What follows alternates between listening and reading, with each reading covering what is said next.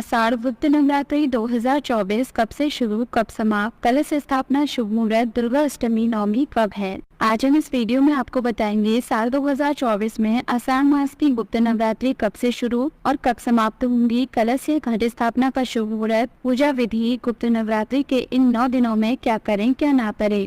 सामान्य नवरात्रि के अलावा पूरे साल में 2 गुप्त नवरात्रि भी आती हैं, एक माघ की गुप्त नवरात्रि और दूसरा आषाढ़ माह की गुप्त नवरात्रि। गुप्त नवरात्रों में गुप्त रूप से माँ दुर्गा की 10 महाविद्याओं की पूजा की जाती है। इस दौरान साधक सिद्धियों को प्राप्त करने के लिए देवी माँ की आराधना करते हैं। आइए जानते हैं साल 2024 में आषाढ़ मास की गुप्त नवरात्रि की शुभ तिथियाँ, कलश या घट स्थापना का शुभ मुहूर्त, पूजा विधि, माँ को प्रसन्न करने के लिए गुप्त नवरात्रों में किन किन बातों का ध्यान रखना चाहिए।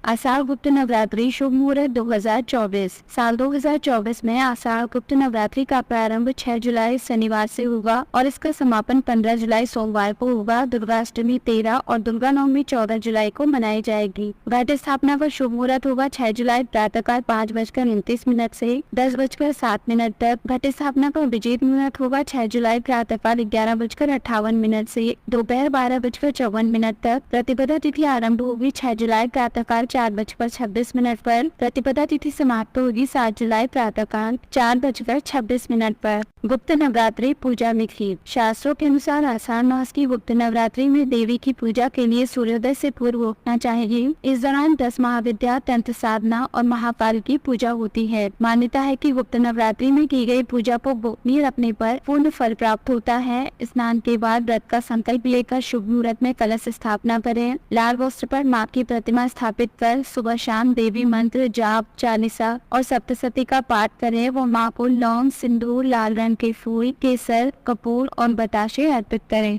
आषाढ़ गुप्त नवरात्रि महत्व। जिस तरह चैत्र और शारदीय नवरात्रि में माँ दुर्गा के 9 रूपों की पूजा की जाती है, उसी प्रकार माघ एवं आषाढ़ माह की गुप्त नवरात्रि में 10 महाविद्या की उपासना की जाती है। गुप्त नवरात्रि की अवधि में साधक श्यामा, तारिणी, षोडशी, देवी भुवनेश्वरी, देवी छिन्नमस्ता, देवी धूमावती, बगलामुखी, माता मातंगी और देवी लक्ष्मी की आराधना करते हैं। गुप्त नवरात्रि में 10 महाविद्या की उपासना गुप्त रूप से करने का महत्व कहीं अधिक माना जाता है। गुप्त नवरात्रि क्या करें क्या ना करें। शास्त्रों के अनुसार गुप्त नवरात्रि के दौरान की गई पूजा या साधना को गोपनीय रखना चाहिए। पूजा में माँ को लाल फूल जरूर चढ़ाएं, लेकिन ध्यान रखें कि माँ को आग, मदार, धूप और तुलसी नहीं चढ़ानी चाहिए। गुप्त नवरात्रि के दौरान 9 दिनों तक सात्विक आहार लेना चाहिए। इन दिनों तामसिक भोजन का सेवन वर्जित होता है। गुप्त नवरात्रों में माँ की साधना निश्चित समय और स्थान पर बैठकर करना शुभ होता है। गुप्त नवरात्रों में माँ की साधना के लिए लाल रंग के आसन का प्रयोग करना चाहिए। नवरात्रि के दौरान दुर्गा सप्तशती का पाठ करना शुभ होता है।